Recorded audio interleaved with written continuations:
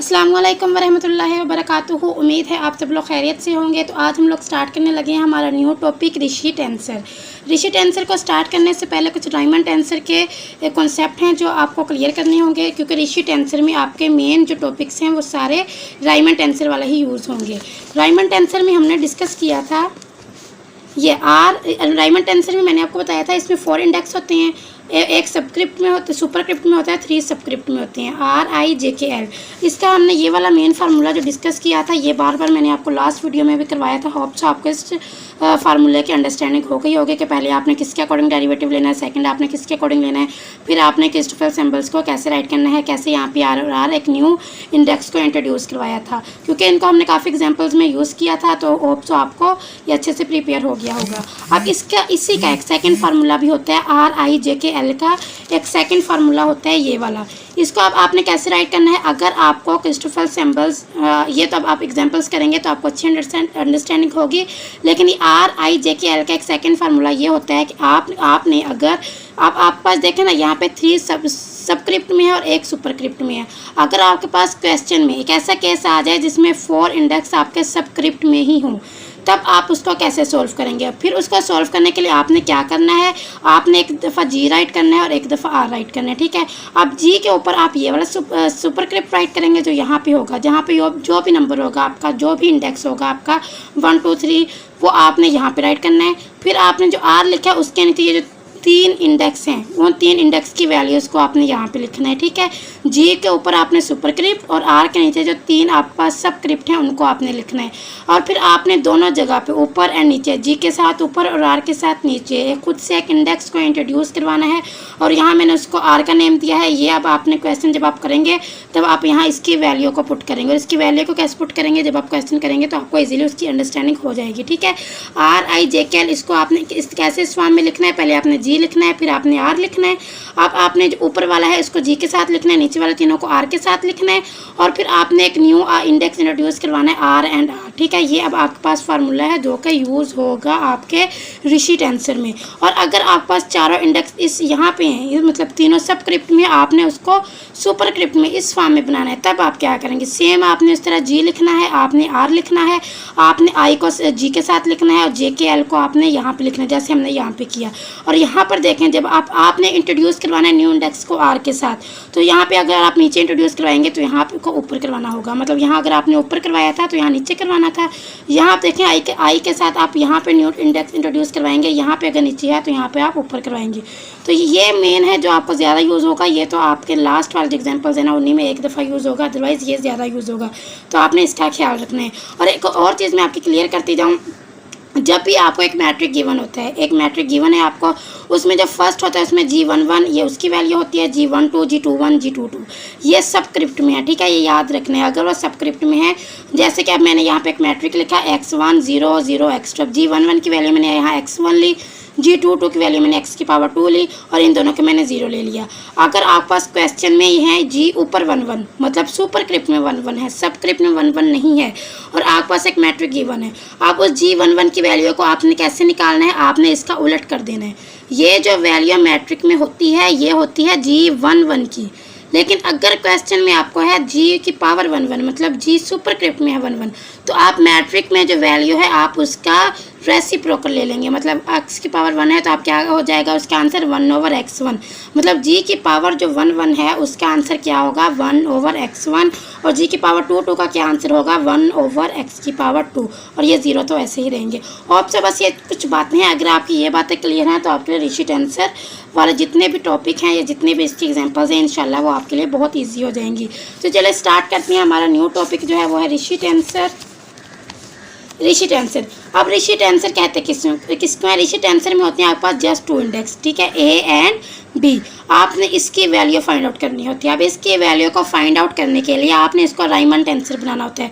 Riemann tensor बनाने के लिए अब आपने क्या करना है, आपने एक इंडेक्स इंट्रोड्यूस करवाना है, एक यहाँ पे A और B के बिटवीन, और एक इसके सुपरक्रिप्ट में। जैसा कि मैंने यहाँ पे C को इंट्रोड्यूस, कोई भी इंडेक्स आप इंट्रोड्यूस करवा सकते हैं, कोई भी अल्फ़ाबेट आप उसको नेम दे सकते हैं, जैसे मैंने यहाँ पे ACB और इसकी पावर भी क्या है C। अगर फॉर एग्जांपल आपने फाइंड आउट करना है R11, मतलब आपको उन्होंने क्वेश्चन में बोला है कि R11 फाइंड आउट करें, तो आप ये वाला फार्मूला लगाएंगे R11, A और B की जगह 11 और C की जगह फिर आपको बाद में देख के उसके वैल्यूज पुट करेंगे, तो आप क्वेश्चन करेंगे तो आपको समझ आ जाएगी।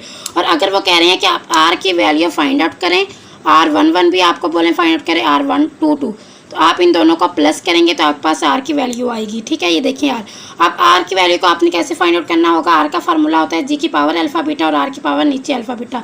ये भी हम जब करेंगे ना तो आपको समझ आ जाएगी। फिलहाल आप रिशी टेंसर का ये वाला फार्मूला याद रखें। रिशी टेंसर में क्या होता है, RAB, और जब भी आपको ये गिवन होगा आपने 2 इंडेक्स इंट्रोड्यूस करवाने हैं, एक ऊपर एंड एक नीचे। और एक बात याद रखनी है, RAB किसके इक्वल होते हैं, RBA के इक्वल होते हैं, मतलब कि वो क्या होते हैं, सिमेट्रिक होते हैं। अब हम इसके सॉल्व करते हैं क्वेश्चन का। क्वेश्चन इसका फर्स्ट है आपके पास, show that R is equal to 2 for unit 2 sphere given. अब ये वैल्यू आपको गिवन है, R1212 किसके इक्वल है, साइन स्क्वायर थीटा के, एंड R1212 किसके इक्वल है, साइन स्क्वायर थीटा के। दोनों वैल्यू किसके इक्वल है, साइन स्क्वायर थीटा के।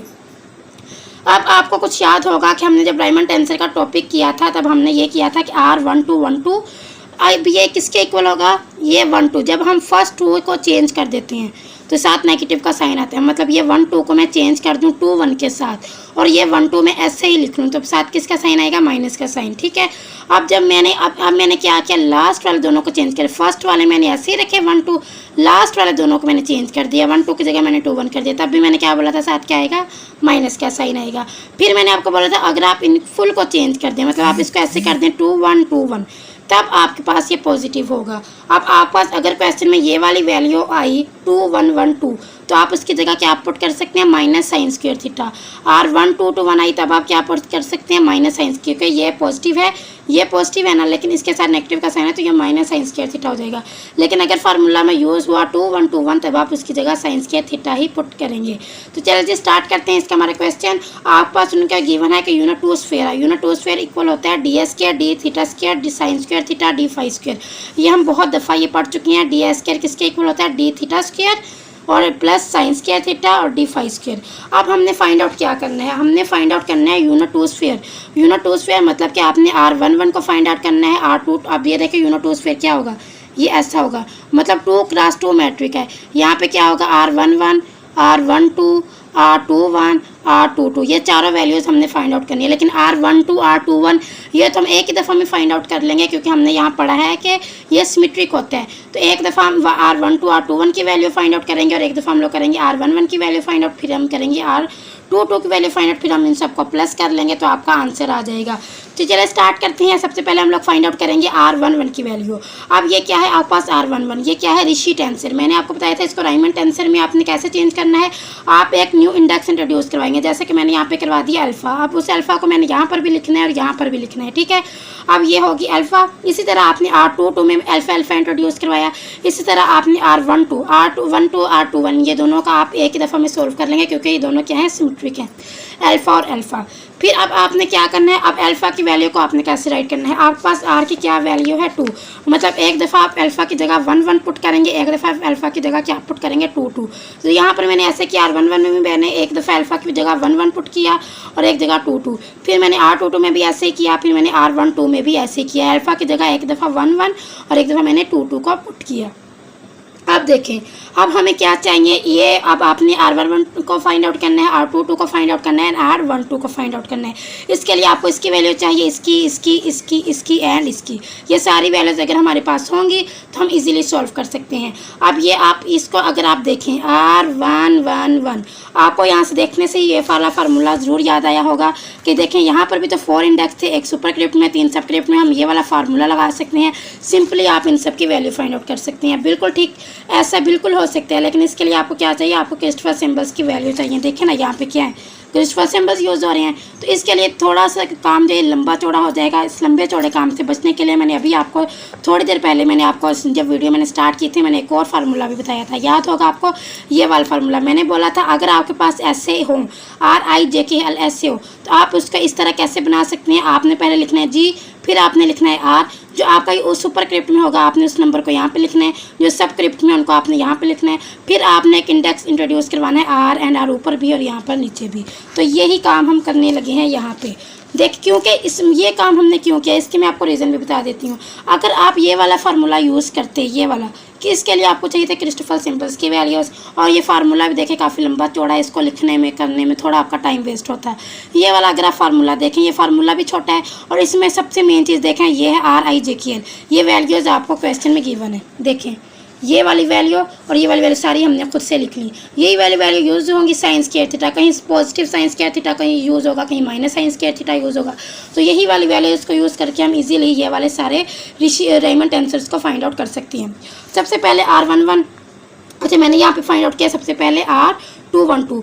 तो आपने इन सबको 1 बाय 1 फाइंड आउट करना है। R212 को लिखें। सबसे पहले क्या लिखना है G, फिर लिखना है R, जो G के साथ जो R के साथ ऊपर सुपरस्क्रिप्ट में है पहले उसको लिख लें, जो इसके साथ तीनों नीचे सबस्क्रिप्ट में है उनको लिख लिया। अब जो R की जगह आपने वैल्यू लिखनी है अब जो R की जगह आपने वैल्यू लिखनी है वो आप वैल्यू कौन सी लिखेंगी? देखें अगर आप यहाँ पे 1 भी लिख सकती हैं, लेकिन 1 आप यहाँ पे क्यों लिखेंगे? क्योंकि आपको पता है ये 2 स्फीयर मैट्रिक है, इसमें जब आपके पास सिर्फ G11 की वैल्यू होगी या G22 की वैल्यू होगी, G12 G21 तो 0 होगा। तो यहाँ पे हमने 2 को इंट्रोड्यूस करवाना है, ठीक है। 2 को यहाँ पे इंट्रोड्यूस करवाया, G2 को यहाँ पे इंट्रोड्यूस करवाया। अब G22 की वैल्यू मैं आपको बताती हूँ, ये मैंने कहाँ से ली, ये देखें G11 की वैल्यू आपके पास होगी 1 और G22 की वैल्यू आपके पास साइन स्क्वायर थीटा। ये है G11 और ये है G22। लेकिन यहाँ पे मैंने आपको अभी वीडियो स्टार्ट होने पे बताया यहाँ पे क्या G की पावर 2 सुपरस्क्रिप्ट में है, तो आप इसका क्या लेंगे रेसिप्रोकल।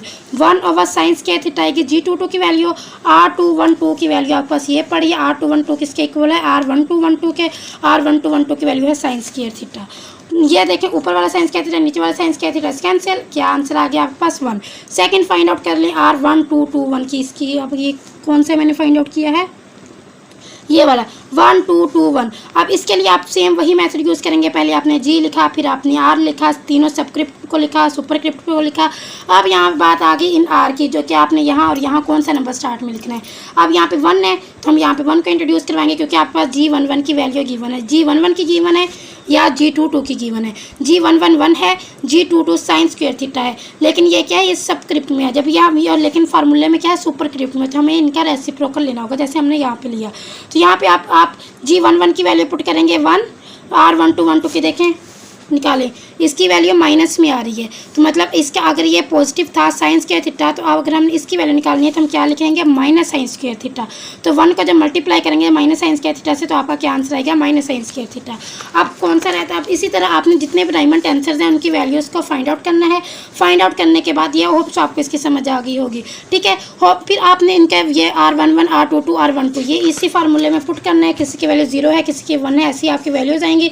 अब यहाँ पुट करने के बाद आपको R11 R22 और R12 की वैल्यू मिल जाएगी। ये यहाँ पे 0 + 1 इसकी 0 आई, R22 की साइन स्क्वायर थीटा आई, R12 R21 की भी वैल्यू 0 आई। अब आपने क्या करना है, R का फार्मूला लगाना है। R का फार्मूला मैंने आपको बताया था, ये होता है G alpha beta R alpha beta. मतलब कि जब आपने R11 का लिखना है तो आप लिखेंगे G11 R11, फिर G22 R22, फिर G12 R12, ठीक है। मतलब R12 1 एक ही बात है। ये तो आपके पास होता है 0, इसकी जब G12 की वैल्यू ही 0 है तो इसको यहाँ पे लिखने का कोई फ़ायदा नहीं। अब G11 की वैल्यू आपके पास 1 थी, R11 की वैल्यू आपके पास 0 आई, R11 की वैल्यू 1 है, 0 + 1 1 होता है, सॉरी, ठीक है। अब यहाँ पे 1 है और G11 की वैल्यू 1 है, 1 1 जार 1। अब यहाँ पे G22 की वैल्यू आपके पास हमने अभी किया, G22 की वैल्यू आपके पास है साइन स्क्वायर थीटा, मतलब 1/sin स्क्वायर थीटा, क्योंकि ये सुपरस्क्रिप्ट में है। 1/sin square theta. R2 की जगह आप लिखेंगे साइन स्क्वायर थीटा, जो आपकी वैल्यू आई है। कैंसिल आउट 1 + 1 क्या हो जाएगा 2, यही आपका आंसर है। होप सो आपको इसकी अच्छे से समझ आई होगी। ये इतना मुश्किल नहीं है, आप इसको खुद से प्रैक्टिस करेंगे। पहले आप इसके कॉन्सेप्ट रायमंड आंसर के क्लियर करेंगे, फार्मूले को सामने रख के क्वेश्चंस को सॉल्व करेंगे, तो आपको कोई भी मुश्किल नहीं होगी। अब इस तरह हम करते हैं हमारा क्वेश्चन नंबर 2। क्वेश्चन नंबर 2 में आपको फिर से वैल्यूज़ गिवन है, तो कोई टेंशन लेने की बात नहीं है। सिंपल फार्मूले में पुटिंग करेंगे और आंसर निकाल लेंगे। यहाँ पे मैट्रिक है आपके पास 3x3। देखें ये आपके पास है G11 की वैल्यू 1, G22 की वैल्यू है x1 का स्क्वायर, G33 की वैल्यू है 2x की पावर 2। आपको ये वैल्यूज़ गिवन है, ठीक है। आपने अब क्या करना है, फार्मूला लगाना है, फाइंड आउट करना है R11 को। R22 को, R33 को, फिर आपने इन तीनों को वैल्यू को फाइंड आउट करने के बाद आपने R को फाइंड आउट करना है। अब R का आपको पता है, आप R का क्या फार्मूला लगाएंगे, G11 R11 plus G22 R22 plus G3 R33, ये वाला फार्मूला लगाने के बाद आप R की वैल्यू को फाइंड आउट करने लेंगे। लेकिन इसको फाइंड आउट करने के लिए आपको सबसे पहले ये वाला फार्मूला होगा ना, देखें R को फाइंड आउट करने का ये फार्मूला होगा, G11 R11 G22 R22 G33 R33। अब ये तो हम इन वैल्यूज़ का रेसिप्रोकल लेंगे तो आपके पास ये G11 G22 G33 की वैल्यू तो आ जाएगी। हमें किसकी वैल्यू चाहिए, R11 की, R22 की, R33 की। अब इसके लिए हमें वही लंबा चौड़ा काम करना पड़ेगा। तो आ जाते हैं, करते हैं। सबसे पहले फार्मूला मैं लिख देती हूँ, RIJ। क्या फार्मूला होता है इसका, एक न्यू इंडेक्स। आप इंट्रोड्यूस देखें, कहीं पे मैंने यहाँ पे R लिख दिया, कहीं मैंने C लिख दिया, कहीं मैंने अल्फ़ा लिख दिया, तो ये इसकी टेंशन नहीं लेनी, ये आप लोगों ने खुद से यहाँ पे इंट्रोड्यूस करवाना है। RIJ यहाँ पे मैंने इंट्रोड्यूस करवाया K एंड K, ठीक है। अब आपने क्या करना है, K की जगह वैल्यूज़ को पुट करना है। ये कौन सा मैट्रिक है, 3 क्लास 3 मैट्रिक। तो मतलब एक दफ़ा आप K की जगह 1 1 पुट करेंगे, एक की जगह आप 2 2 पुट करेंगे, एक की जगह आप 3 3 पुट करेंगे। तो ये आ गया आपके पास मेन फार्मूला।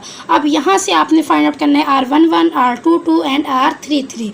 अब R11 को जब आप फाइंड आउट करेंगे, देखिए अब मैं करने लगी हूँ R11 को फाइंड आउट। ये देखिए R11 का मतलब है कि आपने I और J की जगह क्या पुट करना है, 1 1। तो ये जितना भी फार्मूला है, जहाँ पर भी IJ आ रहा है वहाँ पे पुट कर दें 1 1। देखें ये मैंने पुट कर दिया 1 1। अब जिनकी वैल्यूज़ आपको गिवन है क्वेश्चन में, जस्ट उनकी पुट करें, और जिनकी नहीं गिवन इसका मतलब उनकी वैल्यू क्या है, 0। ये नहीं गिवन, ये 0। इसकी वैल्यू देखें क्वेश्चन में आपको नहीं गिवन, यहाँ पे ये आपको जो गिवन होंगी यहाँ पे आपने देखना नहीं गिवन, इट्स मीन्स ये क्या है, 0। इसकी आपको गिवन है G22 और R212 G22। अब देखें G की पावर सुपरस्क्रिप्ट में 2 2 है, लेकिन हमारे पास क्या है, सबस्क्रिप्ट। अब ये G22 की वैल्यू है x1 का स्क्वायर। जब आप इसका अपोजिट लेंगे, मतलब इसका आपने क्या लेना है, रेसिप्रोकल। तो क्या हो जाएगा इसका, जब आप वो लेंगे रेसिप्रोकल लेंगे, डेरिवेटिव लेंगे, तो क्या हो जाएगा 2x1, और जब उसका रेसिप्रोकल लेंगे तो क्या हो जाएगा 1/2x1। और इसकी वैल्यू आपको यहाँ पे गिवन है, कहाँ गई, ये 1/2x1। वो वैल्यू मैंने यहाँ पे पुट की, इन दोनों को मल्टीप्लाई किया, 1/4x 4 2 2 4 और x1 का स्क्वायर, ये आपके पास R11 की वैल्यू आ गई। अब आपने क्या करना है, R22 में यही वाला फार्मूला R ले आए। यहाँ पे अब आपने फाइंड करना है R22, तो इसका मतलब जहाँ पर भी IJ आ रहा है वहाँ आपने क्या पुट कर देना है, 2 2, ठीक है। ये देखें, यही मैंने 2 2 को पुट किया। जो वैल्यूज़ आपको क्वेश्चन में गिवन थी राइमंड टेंसर्स की, वो मैंने पुटिंग की, जो नहीं गिवन थी उनकी जगह मैंने 0 लगाया। अब G11 की वैल्यू आपको यहाँ पे मैं दिखा देती हूँ, 1 है, ठीक है। अब R12 की वैल्यू आपको यहाँ पे दिखा देती हूँ, 1/2x1 है।